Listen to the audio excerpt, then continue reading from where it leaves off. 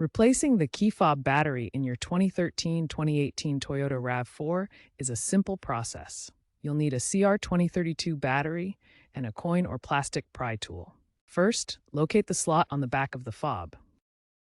Insert the coin or pry tool and gently twist to open the case. Remove the old battery, noting the orientation with the positive side up. Insert the new CR2032 battery with the positive side facing up. Snap the case shut and test the fob by pressing the buttons near your car. A new battery will fix 90% of remote issues. This avoids dealer fees and keeps you on the road. If your remote still doesn't work after a new battery, try reprogramming it. Start your RAV4 with the physical key. Then, within 1 minute, press and hold the lock button on the fob for 1 to 2 seconds. This should sync the fob with your car's computer.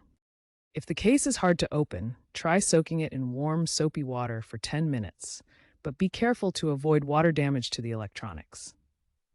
If problems persist after trying all that, you may need professional help and parts or a dealership reset, $50 to $100.